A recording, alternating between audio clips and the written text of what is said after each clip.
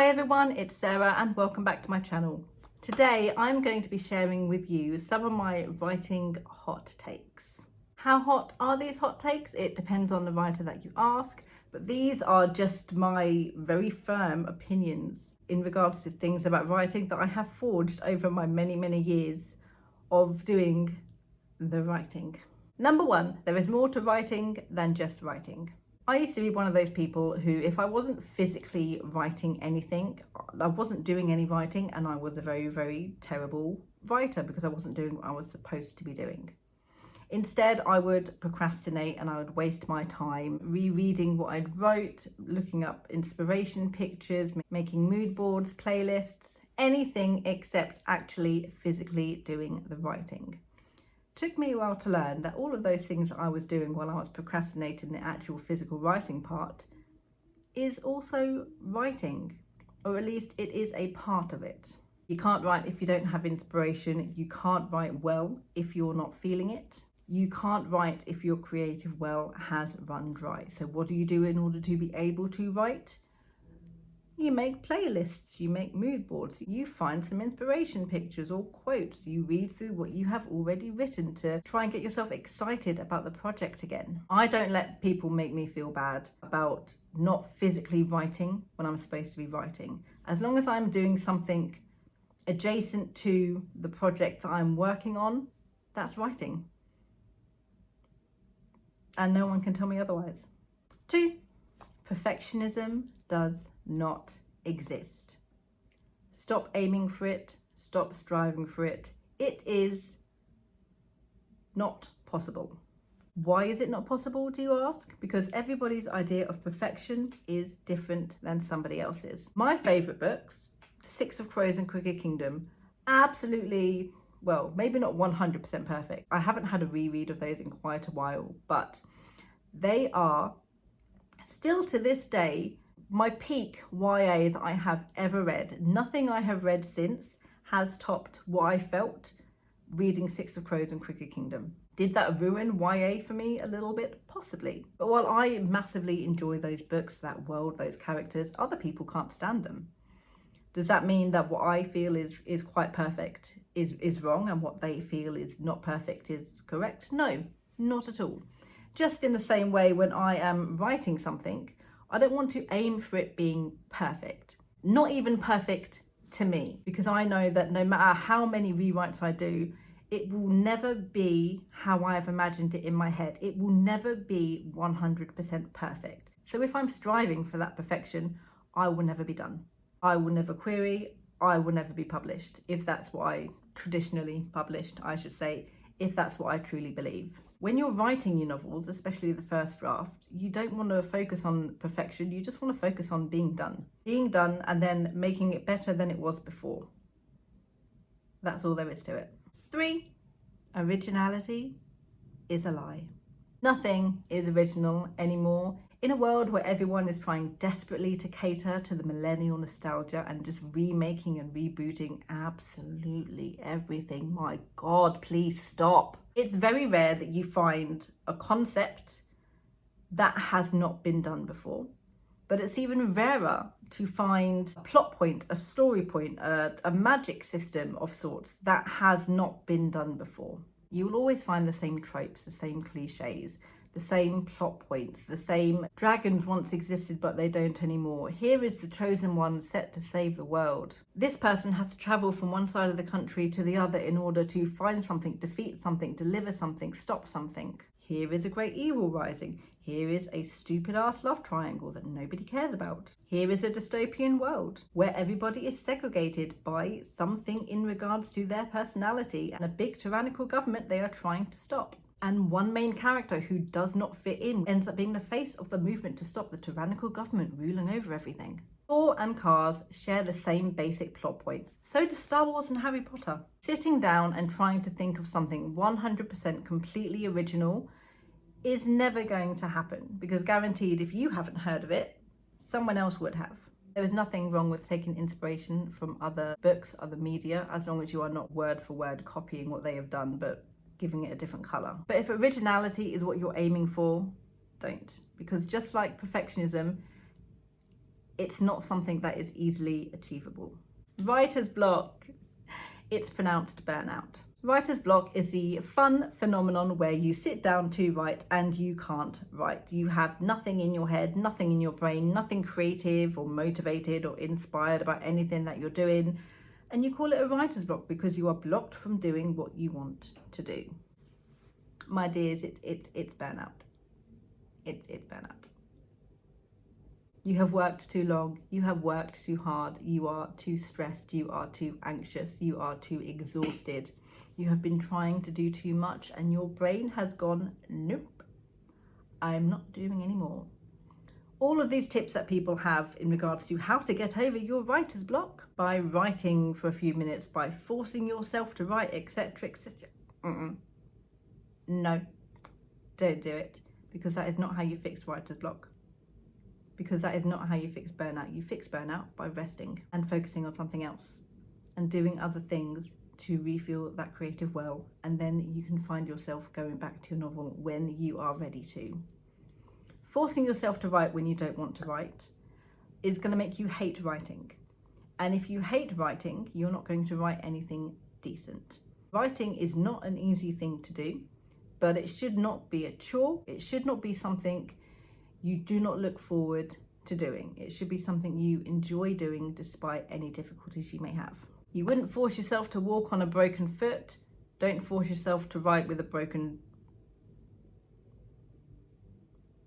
No, I don't think that works very well, but you get what I mean. If you're the type of person who can't take criticism and gets super defensive when people say something slightly less than positive about your work, you should not be a writer.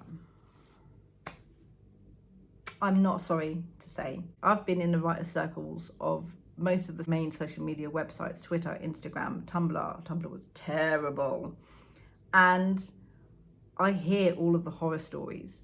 I've seen all of the horror stories. You get these horror stories with actual published authors who will attack anybody who gives them a less than 5 or 4 star review. If you're going to act like that when someone says something about your baby, you don't know.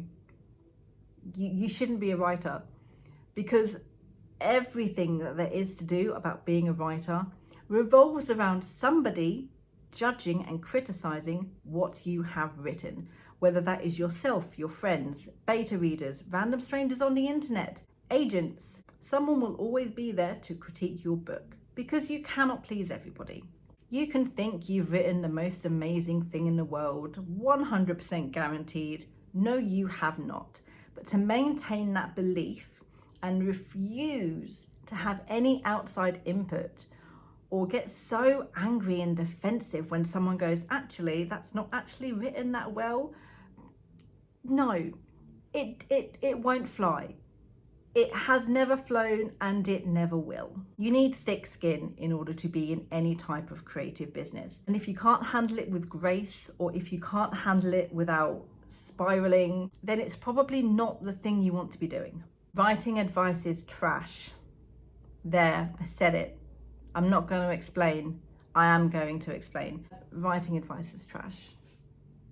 Most writing advice is trash. Not everything. I feel like a lot of the more popular writing advice by the more popular authors, I feel like those are trash, which sort of leads nicely into the rules are more guidelines, really. Let me list off the top of my head some writing advice that I think is trash. Don't use adverbs. You have to write every day. You have to read every day. You have to read everything in order to be a good writer. Trash. I'm going to throw those right out the window. What people fail to realize, I think, when it comes to things like writing advice, is that everybody is different.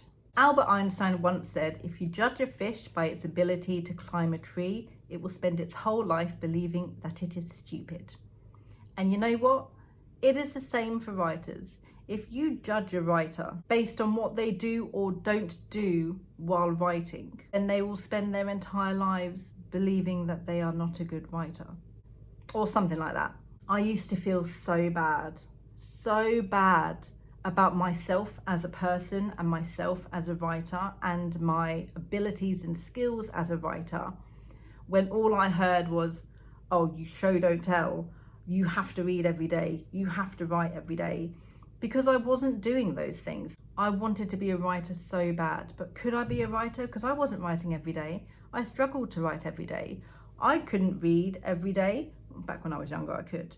I can't do it now to save my life. And I got so sick and tired of hearing that over and over again.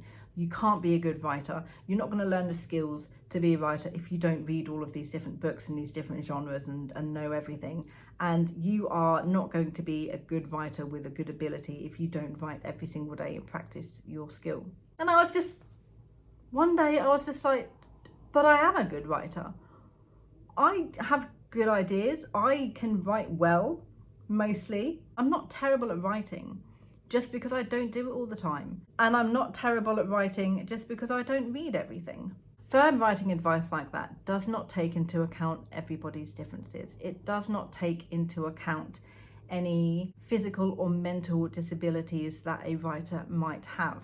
I can't force myself to write every day, typically, and I can't force myself to read every day. My ADHD brain most of the time will not let me, but that doesn't make me a lesser writer just because I don't do those things. I use adverbs all the time. I ain't gonna bloody stop. Doesn't mean I'm a crap writer because I use them. Show, don't tell. Is the most trash because everybody interprets it differently. So what's the point in saying it as a piece of writing advice if no one can agree on precisely what advice it is supposed to give? Show, don't tell is, to me, show some things and tell some things. Because if you just show everything, it's going to be so boring. There's going to be so much description, I'm not going to be able to concentrate. If you show nothing, you're just telling me everything, and then I'm bored because I'm going to feel like you think I'm stupid because you're telling me everything. So you do a mix. You show some things and you tell some things. That is how I interpret show, don't tell. Everybody does it differently. Everybody has their own opinions on it. Everybody has their own opinions on anything writing advice related, which is why writing advice is a guideline. They are there to assist you if you would like it to assist you. If it does not work for you or you do not like it, then do not follow it. My last writing hot take, writing doesn't get easier, it gets harder. I don't know how that works. And this might just be the ADHD in me talking, but I think it's so much harder for me to write a book now than it was 5 years ago. 4 years ago, when I could write 100,000 words in a month and do 2 projects during NaNoWriMo, and now I'm like, here's an hour's worth of work in 2 weeks, like, yay me, I'm fantastic, woohoo. Writing is hard as it is. It's not as easy as people think to sit down with an idea and then write that idea. And then when you factor in everything in regards to revision, outlining, rewriting, it just gets harder and harder. To everybody who goes, oh, why don't you just publish your book? Why don't you just finish it and get it published? No, go away. It's not that simple. But I found that the more that I learn about writing and the more skill I get, the harder it is for me to actually write. And I feel like it's something to do with, I know what my skill level is. I know the best that I can write. And subconsciously, I feel that because my brain knows that that's the best I can write, my brain is always subconsciously trying to write my best all the time, even if I'm writing a first draft. Because my brain is just, you can do better than this. Your writing is better than that. Your characters can be better than that. So why aren't you writing the best that you can because you can do better? Let's try to do better. I know about outlines, I know about character arcs, I know about stakes, tension, and all of this I didn't really ever focus on when I was younger and had less knowledge than I do now. I didn't have all of those things in the background yelling at me while I'm doing my writing. Remember to do this, remember to do that, you need to add this in, don't forget about the tension, that doesn't seem quite right. And my brain just won't shut it off. So there's so many more things I'm thinking about now when I'm writing my first drafts. So many things that I am aware of when I'm writing my first draft, I never used to be aware of when I first started writing. I find it harder to write the first draft because all of those things are in my head. Because I have the knowledge, it's harder for me to write a crappy first draft, no matter how much I desperately try. You forge your own standards, and it is so difficult to maintain your own writing to those standards without feeling bad about yourself because you know you can do better, if that makes sense. Those were my writing hot takes. Thank you guys so much for watching. Let me know if you agree, disagree. What are any of your own personal writing hot takes? Let me know in the comments below, and I will see you in my next video. Bye everyone.